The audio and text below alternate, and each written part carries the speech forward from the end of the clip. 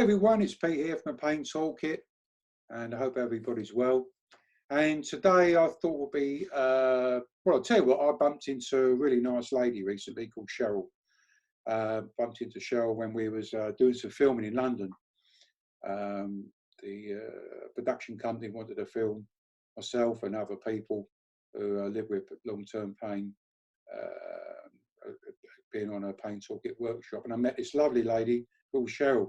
So it's morning here at the moment, Cheryl, so I'm going to say good morning to you, Cheryl. And how are you today? Fine, thank you. Good morning, Pete. Okay. So, Cheryl, I tell you know, I only knew you from email and whatnot. I know that Dr. Sue Peacock had recommended that you contact me, and you've kindly volunteered to come along to London to be part of the workshop. But can you tell the viewers a little bit about yourself? Because I found, I mean, you were telling me about the amount of operations you had, but you talked about something called Barry. Yeah. And I thought you were talking about some dude, like, you know, I thought, what's he going on about Barry for? Like, who's that? You know, but I'll tell you what, rather than me keep yapping on, you tell the viewers a little bit about yourself and a little bit of your journey for where you've been, what you've been going through over the years, how you bumped into Dr. Sue Peacock, who's been helping you, and then I guess meeting up with me, really. So off you go. Okay, so it's quite a long story, but I'll keep it brief. At the age of 12, I was taken to the doctors because my mum noticed like wonky hips or uneven hips. So I was taken to doctors, was sent to Oxford, and had 2 huge operations to correct quite a severe curvature of the spine called scoliosis. From there, unfortunately, unlike a lot of my little buddies that I met in Oxford, I went on to have multiple surgeries, redoing of the rods that stabilised the spine. I was diagnosed with spina bifida, so I developed lots of a syrinx or cyst on my spinal cord, so that needed to be shunted. I also have like a split spinal cord, so it splits in the lumbar spine and then rejoins. So unfortunately, lots of like little bony spurs would kind of appear there and would need removing intermittently by neurosurgeons. So, like I say, multiple operations, 20, 25 plus. I won't bore you with the details. My last massive structural one was in New York, which we were living there for my husband's job. That was a 10-hour operation. Took a huge amount of time to get well from that, but left me like structurally sound. They revised all the rods, and so I was upright again, which was great. When we got back to the UK, so just before last Christmas, I noticed that I had quite a lot of numbness in my left leg. And you can have that intermittently anyway with spina bifida and the complications that I've got. But it got worse really quite quickly. So I saw my neurosurgeon. She said that she could see there was scar tissue and there was a bony spur that she could try to excise if possible. And I asked her, you know, what would happen if I did nothing. And she said, given the amount of deterioration and how quickly it happened, that it was likely it would be quite a quick progression with the likelihood of me not being able to walk at all. So she put me on a quick list. Well, we had a discussion first of all, and we left Oxford to consider it, but then we decided actually let's try to intervene now if we can. So on April the 2nd of this year, I went into the John Radcliffe and I was seen by an amazing neurosurgeon. She's a lady, Miss Stana Bianic. She's fabulous. So she operated. She took the bony spur away. Unfortunately, there was a spinal fluid leak, a CSF leak, but lumbar drains were put in. I was in intensive care and kept flat for I think about 9 days. So no moving, just to hopefully seal up the leak. She described it as like a plaster or like a puncture repair kit that she had to do during the surgery. So I got home. I mean, I was quite poorly. I got home, and when the bandages came off of my back, we noticed that the whole of the scar was like really bulging. So we sent a picture of it to Oxford, and they admitted me straight away. So this was the spinal fluid leak, but what had happened was the fluid had leaked. Instead of it can either collect in the spinal cord or it can kind of almost like have a little tunnel, and it kind of fills up. And unfortunately, mine filled up into the scar, so it's kind of protruding. So I can't sit back or anything. But because my family and I are a little bit warped, and because it's been a bit grim since the surgery, we've named this protrusion of mine Barry the Bulge, which is what Pete was alluding to earlier. So, because it's a bulge, it's terrible. It causes. I'll explain in a minute the kind of stuff that it causes, but you have to kind of make light of stuff because, you know, since April it's been really quite hard for me recovery wise. My left leg is numb. I mean, the surgeon said that, you know, you could only hope to come out as good as you went in, so there was no chance of repairing the left leg, which, you know, I can still walk, so I consider myself really lucky. So I mean, I was readmitted and kept on flat bed rest for 3 weeks, and unfortunately nothing helped it. And with a CSF leak, it's spinal fluid that bathes the brain, and because the leak was big, every time I lay down or moved, the spinal fluid would move, so I would get hideous headaches. And every time I sat up, the spinal fluid would drain from my head into the bulge, and cause hideous pain, like I was being hammered by an axe. I laughed, but I just laughed. Can I ask you, when was the last time you was hammered by an axe? Yeah, never. But years ago, I always remember I was saying to a friend of mine, she was a pain nurse, Carol, and she said, "How are you, Pete?" I said, "Oh, bloody hell, Carol, it feels like someone's drilling a hole in my hip." And she said, "Well, when was the last time someone done that?" I know some of the expressions we use are really, yeah. Because, you know, she said, "Oh God, you know," and they call it catastrophizing, right? But for us, see, it's about how we explain pain away. Really, you know, some people talk about it in colours and from 1 to 10s and stuff like that. You know. Yeah. But, sorry, carry on. I can't. Because it always makes me laugh, like when it feels like this is happening, you know. But I think it's just the way, you know, of us describing how our pain affects us, really, you know. And I think as well, if they know you quite well at the hospital that you're at, and as the nurses get to know you, and certainly the surgeon, because she's operated on me for years, I think they can tell that when you say something like that, you know, because I try not to make a fuss, because despite multiple surgeries and stuff, I'm very lucky, and I know that, and I appreciate that every day. But that doesn't take away from the difficulty of, you know, the pain and stuff. But literally, when I first sat up, I did feel like there'd been an axe. Someone was, I don't know, I can't even. No, listen, you can describe it how you want. I don't, you know. Yeah, no. Well, I can't, the thing is, I can't. The pain was that severe that I thought I don't even. Yeah.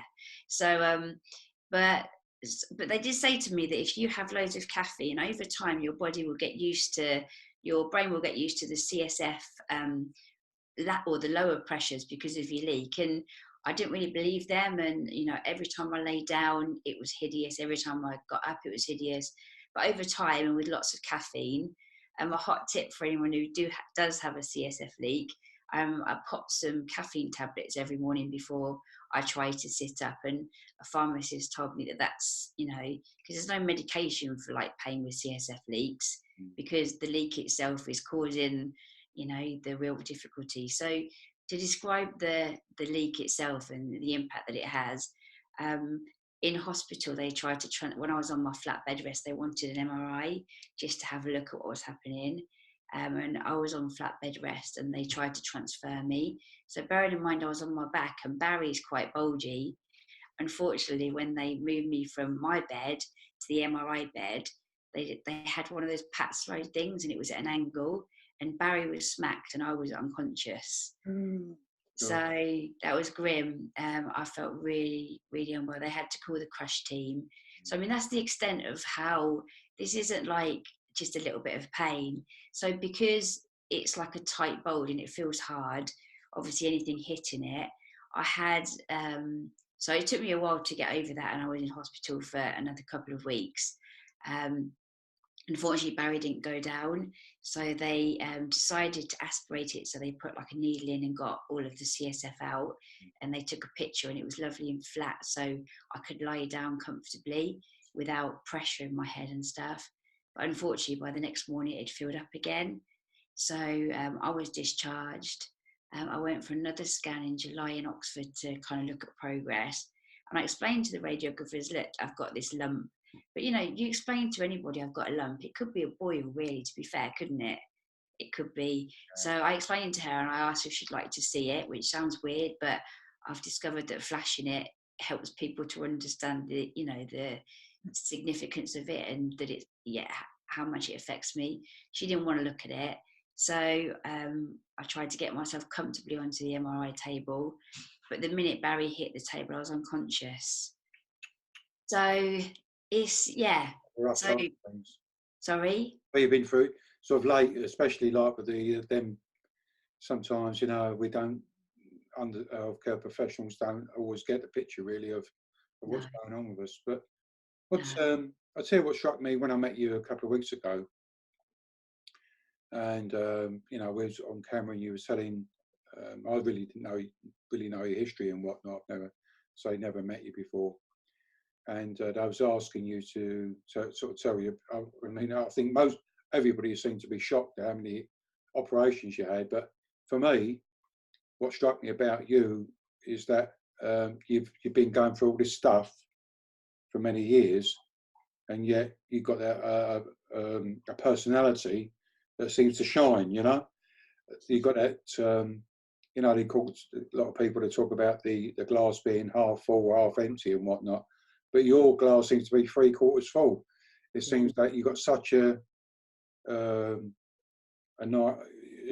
nice way about you, sort of thing. That's the thing that shone for me, that you've gone through all this, it was crap like for the last 20 odd or plus years, and yet, you know, you put yourself out to come all the way down from Northampton to come to London and all that. I know your husband come with you and your boy and whatnot to help you, but you keep smiling in spite of all of this stuff, like, you know. So what would be a message for other people that are going through difficult times with their pain, like, you know, where it's like an ongoing process and they're struggling in one way? I mean, what have you got any handy tips that you can pass on to people? I mean, I think a lot of it is your mindset. So, irrespective of how bad it gets, and it's been hideous for me since April, to be fair. I don't know, every day it has helped me to write down how bad I feel, because literally I can look a week later and think, wow, this time last week I couldn't do this. What's really helped me is that I decided I needed to talk to somebody about I guess maybe a bit of PTSD with all the trauma, certainly from this surgery, and probably since the age of 12. So I found, luckily, an amazing psychologist, clinical psychologist called Dr. Sue Peacock. And bizarrely, she used to head up a pain management clinic. So I couldn't have found anyone better for me, because, you know, it's not just about pain, it's coping with the physical, you know, manifestations of, so in my case, Barry, that I can't walk now without an aid. But she's really helped me, I don't know, accept what I am and how this is. And also, you know, not to, you know, because if you can't do much, if it's your bad day, you know, you can say, oh, I'm rubbish and I'm this and I'm that. But she's encouraged me. I always was a positive person and smiley, even if I don't feel happy. But talking to her, she really understands, and she's just given me a whole different perspective and just a way to almost like be grateful about, you know, what I can do and who I am, and given me like a new self belief system and self-confidence, which I didn't have with regards to these conditions that I have. So for her, it's been an absolute, it's literally changed my life. And that sounds, I don't mean that to sound corny, but she has such a way about her and such empathy and understanding that I don't think I could have found anyone else. And then through her, I've met you, Pete. So, you know, and she encouraged me to travel to London because I'd lost my confidence. I wouldn't like go out on my own because I can't walk very far. But my husband came with me, and I met my son who's at university in London. But it was a massive achievement for me. And although I'm good at chatting about like medical stuff, I am quite shy. So the thought of being somewhere where there were cameras, but she encouraged me to go way outside of my comfort zone, and doing stuff like that and being surrounded by such brilliant people makes all the difference. And something really positive. I think if you surround yourself by positive, supportive people, I mean, there's lots of whiners out there, and don't get me wrong, I've whined plenty, but I don't know. I don't think that's not the way forward, because it's just a downward spiral. So yeah. So, I mean, you told me last week when we had a chat, you was on the cafe, I think, we had a little chat after the cafe, that you do work, you do a couple of days a week, work-wise, you've sort of worked around that, you do it from home, and you do it whenever you want to. It's not like you've got to do Monday and Tuesday or whatever. No. So you've got that flexible working. So do you find doing work useful? Yeah, because I think my head's all right apart from when the pressure changes. So I think that if your head's okay but the rest of you is not, you really need to engage that head and you get it thinking about something else. So daytime TV, forget it. I'm lucky that I work for a company that are amazing, have really supported me. So my operation was in April and I started working in June. I'm up to full-time hours now, but like you just said, Pete, I do it in my own time. But I'm immersed in it. It distracts me from all of my own stuff, and again, that's the way forward. You can't just, I don't know, if you can't be passive. You can't sit and watch the TV or, just have a lie down, because you start thinking and then the negativity can spiral. So for me, I have to like engage my brain and do things. Otherwise, I think I'd be a different person. And you were telling me before we before we started doing this recording that you started doing some exercise now and stuff like that. And I know when I saw you in London the other week, I said it's about taking care of yourself, really, like, and part of, for me anyway, having just coming out of a pain setback myself, for me, exercise to me is my buddy. It's the one thing that's got me through this setback of that, pain that sort of come. I had about 5 weeks ago now. Might be more or less, about 5 weeks. It was. I haven't had pain like that for. Well, it's the same pain I had 20 years ago. So it just sort of come back with a vengeance. And I think I put it down to I've been doing a lot of travelling recently, this year especially. And perhaps I haven't been where I've been staying. I haven't had the right amount of room where I live now. I've got a nice, my living room is quite not spacious, but you've got time to place, to stretch out and whatnot. And so, hotel rooms are like, the floor space is like a bloody postage stamp. Yeah. You can't always do what you do, and I just think things caught up with me. But Jeff, are you finding do you do any stretching at all before you do your exercising, or? I am. Again, before I came to your workshop, I was a bit naughty because I do get immersed in work and stuff. And then, so I haven't prioritised being fit and stretching, just looking after myself. So I started after your workshop. I do lots of stretches.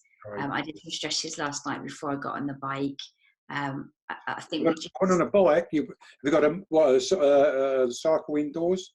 Yeah, it's an exercise bike. I wouldn't be allowed to ride a normal bike, because if I fell off, it would be catastrophic. Barry wouldn't like it either. No, Barry would hate it, imagine. So I'm not sure I'll be able to get like a fluorescent thing to go around Barry.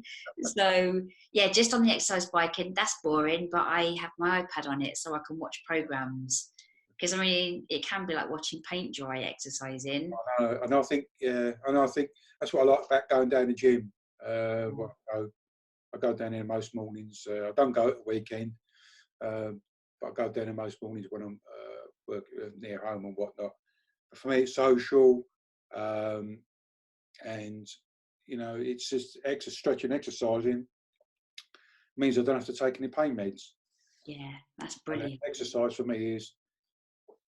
So it's a matter of putting yourself out a little bit. Yeah. But find things, if you're not a gym person, then find something that can keep you active.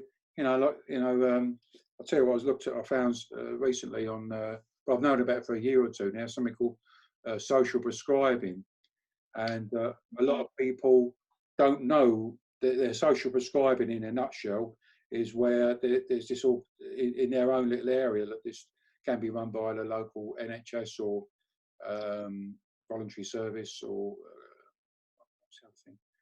I can't remember the other one, but if you look at, if you know, goes like Google, go into a search engine and say social prescribers and then put your area, see what's going on. They've got people, they're dedicated to come and see you, to see that I feel a bit isolated, as pain does.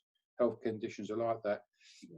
Well, I feel a bit isolated. I don't really see anyone, but I want to get back. I want to be doing things.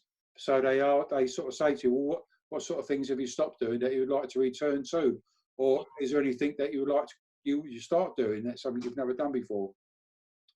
So they can signpost people to, I don't know, like a walking group or exercise, a knitting thing, or for blokes now, there's this thing called men's sheds, you know, where guys get together and, you know, they want to make, you know, repair things and whatnot, you know, because I think we're paying, you know, one of the things that people email me about is they feel isolated. Yeah. They can feel a bit like that.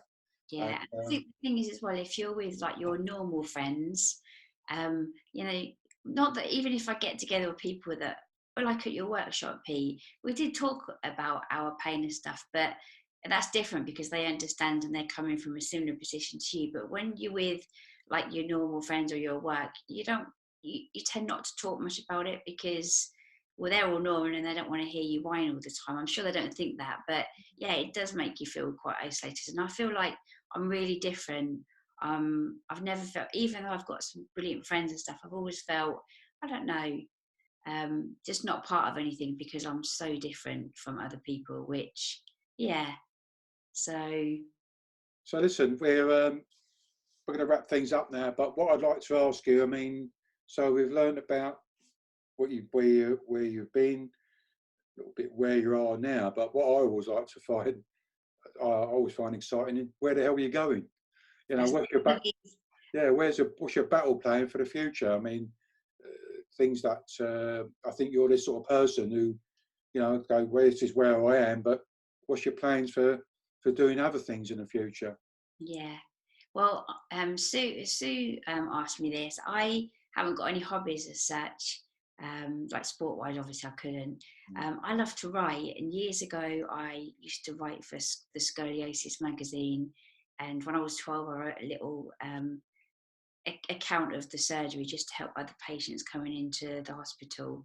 And of course you sugarcoat it. So Sue said to me, maybe I should start writing, because what I love to do is to help other people and support other people, because I think I'm good at that. And, you know, I've got a lot of experience, not to kind of impart everything about me to, you know, be boring, but just to understand and, you know, just be there for people. So I'd really like to start writing, but not writing to help people, to talk about my experiences and stuff, and maybe I tell you what, it would be really good if I could find someone out there with another Barry. I'm sure they wouldn't call it Barry, but I haven't found anyone yet.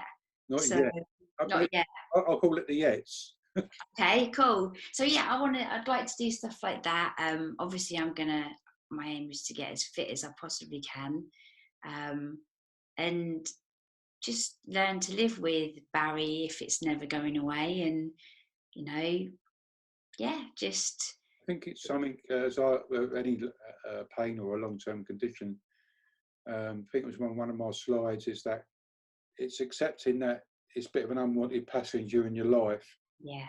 And it's about how we, not about trying to get rid of it, but it's how we make room for it. Yeah. To lead a fulfilling life in spite of. And that's what I try to do with my pain and my prostate cancer and stuff like that. And I mean, I've only really recently been talking about prostate cancer sort of stuff, like, you know, because I didn't, as soon as you tell people start telling you their war stories, like, you know, and stuff like that. But I just feel, you know, prostate cancer is part of my life now, like, you know, learning to live with it as I do my pain, like, you know, so it's like learning, you know, it's trying to do its stuff, and I'm trying to do my stuff. So saying, "Oh, look, I know you're trying to wipe me out into some degree, but I've got to get on and do this sort of stuff." Like, you know, Yeah. my younger sister Marie used to say to me, "Pete, you've got to stick your business head on," you know, because I think pain and health conditions that can sort of overtake you a little bit, like, you know. But we need a battle plan on the future, and I think I spoke to you briefly about this before, but my battle plan for you is you be part of what I'm doing, really, like, you know. So you know, and it's doing stuff like this, you know, making videos, and you know what I did on Saturday, just off the cuff, like where I did that Facebook Live, you know, just sort of impromptu, sort of, because you know we've got the technology now, Yeah. and you know, there's a little saying I learned years ago: "Don't get a dog and bark yourself." And the thing is, you know, I think sometimes we're a bit old school, really, you know. Yeah. This Thursday, I'm doing a workshop for physiotherapists who are in Qatar, and you know, I'm going to be sitting here where I am now in Essex, and I'm going to be talking to these dudes, physio dudes in Qatar, in Doha, telling them a little bit about my story and whatnot, you know. And I think on another workshop I'll be in a couple of weeks' time, I'll talk to them a little bit more about self-management. So it's about using this technology, because it's about building capacity. You know, how can we, with what you know, what I know, how do we let other people know? You know. Yeah. And it's like saying, "Oh well, I'll never win the lottery." Well, if you don't fill out a bloody ticket, you're never going to do it. No. You know, and the thing is, it's about getting off your butt a bit and Yeah. doing a searching. And that's what self-management is. You know, a lot of people talk about coping. Coping isn't really any good to us. No. Coping is just getting by. But Yeah. self-management is about taking action. And I think this again, but you've got that way about you, Pete, where we chatted last week and stuff, and you said how important it was to take care of myself and to stretch and to be fit. And before, it's like there's always something else you could do instead of that, a bit of extra work, or you know, I've got two brilliant sons, spend some time with them, or my hubby. But I just think, you know, you do have to prioritize that. And I just heard your voice in my head all weekend and thinking, I'm going to talk to Pete on Monday, and I want to be able to say, look, I've started. So I've started the stretches after the workshop and the biking last night. So, but you've inspired me to do that because you're like me, and you know, I probably needed to hear it from you as opposed to a family member. So, Do you brush your teeth every day? of course. Why? Because I want to keep them clean, because it's a habit. It's a habit, Yeah. and it's a nice habit, because you brush your gnashes in case your husband wants to have a snog with you. You know, all that dodgy business and whatnot. But mainly, it's about looking after your gnashes, Yeah. so you ain't got to see the dentist unnecessarily. Yeah. You know, and keeping active, finding an exercise or stretching routine, Yeah. yoga, tai chi. You know, what's going to rock your boat? You know, the person needs to think, I need to get active, but what do I want to do? Dancing, stuff like that. You know, I saw something on YouTube this week, where was it YouTube or Facebook, from one of my memories that pops up on the day, where these guys were in a room. They put a string across, but they were touching a balloon. Hey. You Yeah. know, but they're just doing this. You know, Yeah. bump, bump, bump. You know, in a way, see, it's having fun, and they're keeping active and stuff like that. And keeping active, finding activity that you want to do, not what the healthcare profession wants you to do. No. We'll keep it going.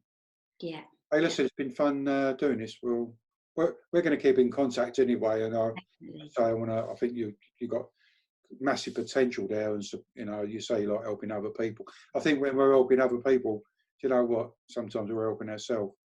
Yeah, I think so. Yeah, it's There's people struggling out there, Cheryl, that who'll be watching this now, thinking, you know, and this young lady sort of perhaps inspired them to get active, like, you know. But you're going to come on doing a workshop in a couple of weeks' time. I know you're going to be coming on that. Yeah. That one we did in London was pretty a shortened version, but so you're going to come and do a proper one. I think I can't remember this now. It's November. Yeah, I've got it in my diary. 24th or something like that. Might be, yeah. So listen, I'm gonna in a minute. I'm gonna stop the record buttons, but just hang on the line now, okay? Yeah, no worries. Thanks very much for taking part today. It's been fantastic. Nice to see you again. Lovely to see I hope you. people who've been watching this video has been helpful for you, and tune in again for another pain toolkit video that hopefully I'll be doing with someone else who's living with persistent pain. Take care now. Have a nice day, guys. Be cool and groovy. Ciao. Bye.